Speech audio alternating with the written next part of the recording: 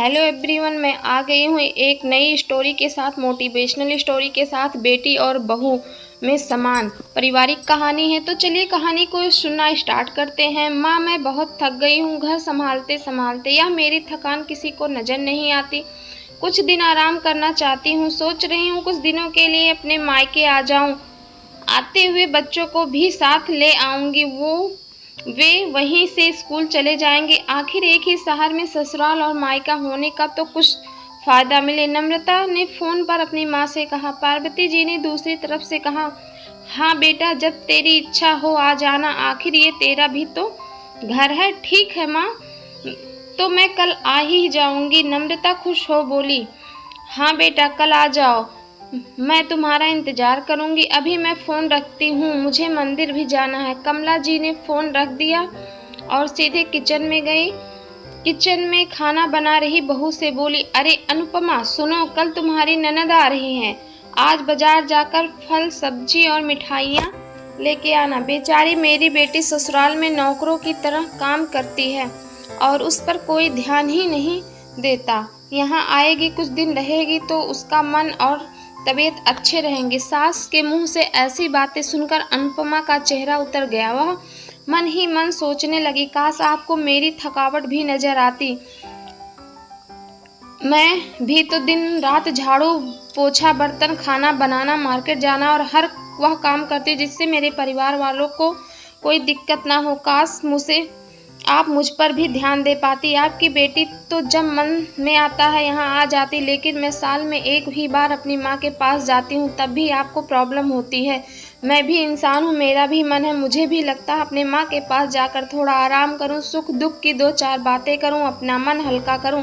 भगवान अब तुम ही कुछ करो ताकि मेरी सास की आंखें खुल जाए और उससे मेरी भी थकावट नजर आए। शाम तक भगवान ने जैसे अनुपमा की सुन ली और उसकी ननद का फोन आया। ननद ने अपनी सास माँ से कहा कि उसकी सास ने उसे मायके आने से मना कर दिया, इसलिए इस बार वह नहीं आ सकती। पार्वती जी बोली, ऐसे कैसे मना कर दिया?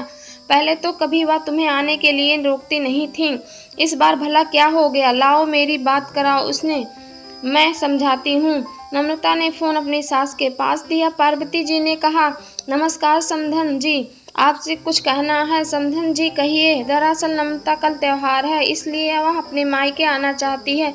अगर आप उसे भेज दे तो अच्छा रहेगा। नम्रता की सास ने कहा, देखिए समधन जी, आपकी बेटी मायके जाकर रहे, इस बात से हमने उसे कभी नहीं रोका और इस बात से हमें कोई प्रॉब्लम नहीं भी है। कुछ दिनों पहले मैं अपने रिश्तेदार के शादी में गई थी, वहाँ आपकी बहू अनुपमा की माता जी से मिलने का मौका मिला। उनसे गपशप करने के दौरान उनकी बातों से पता चला कि अनुपमा को साल में एक ही बार अपने मायके जाने को मिलता है और वह भी बहुत कम समय के लिए। मुझे लगता है आपको पहले अनुपमा को उसके मायके भेज देना चाहिए और वह जब मायके से होकर आ जाएगी तो मैं नम्रता को आपके पास भेज दूंगी। एक बहुत ज़रूरी बात जो मुझे लगता है आपको समझ लेनी चाहिए कि आपको अपनी बहू को भी बेटी की तरह या बेटी से भी ज़्यादा प्यार देना चाहिए। उसे भी मायके जाने की इच्छा होगी। हो सकता है नम्रता के यहाँ आने से उसकी आवाभगत करने के लिए आप उसे उसके मायके नहीं भेजती होंगी, या फिर वह आपसे कुछ कहने से भी डरती है। अगर आप उसको घर में ही कैद रखेंगे तो एक दिन ऐसा आएगा जब वह आपके खिलाफ बोलने लगेगी, फिर वह आपकी सुनेगी भी नहीं और जब चाहे तब अपने मायके जाएगी।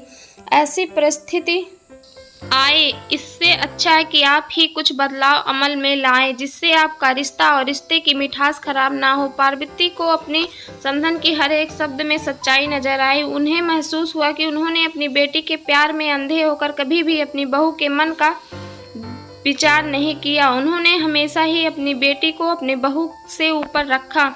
दूसरी तरफ नम्रता भी अपनी भाभी के बारे में हो रही इस बातचीत को सुन रही थी। उसने भी रियलाइज किया कि वह कभी भी अपनी भाभी के साथ ठीक से बात नहीं करती और जब वह अपने मायके जाती तो भाभी थोड़ी उदास रहती। पार्वती जी ने अपनी बहू को बुलाया और उससे कहा कि अनुपमा कुछ दिनों के लिए नम्रता नहीं आने वाली है, इसलिए पहले तुम अपने मायके होकर आओ। यह सुनते ही अनुपमा का चेहरा खिल गया, क्योंकि यह पहली बार था जब उसकी सास ने सामने से उसे अपने मायके जाने के लिए कहा था। अगले दिन अनुपमा अपने मायके गई और इस बार 1-2 दिन नहीं, पूरे हफ्ते भर रहकर आई।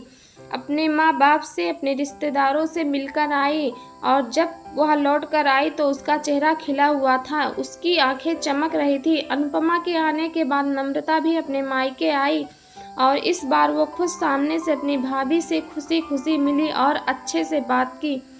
नम्रता ने अपनी माँ से बात करके उन्हें भी अच्छे से समझने में मदद की कि वह कहीं ना कहीं अनुपमा के साथ गलत व्यवहार कर रहे थे। दूसरी तरफ अनुपमा अपने ससुराल वाले के बदले रवैये से बहुत खुश थी।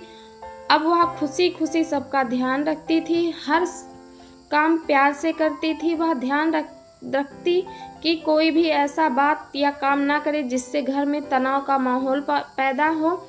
पार्वती जी ने अपनी बहू को खुद ही समय समय पर मायके भेज दिया करती। एक छोटे से बदलाव से सास और भाभी ननद के बीच की कड़वाहट को दूर कर दिया और रिश्तों को भी भी ज़्यादा मीठा और मजबूत बना दिया। तो ये एक मोटिवेशनल कहानी थी। बेटी बहू में कोई फ़र्क नहीं करना चाहिए, बेटी बहू समान है। तो चलिए मिलते हैं एक नई मोटिवेशनल कहानी के साथ। मेरे चैनल पे नए हो तो आप लोग प्लीज़ सब्सक्राइब कर दीजिए, जिससे आप मेरा कोई भी वीडियो आए तो आपको नोटिफिकेशन मिल जाए।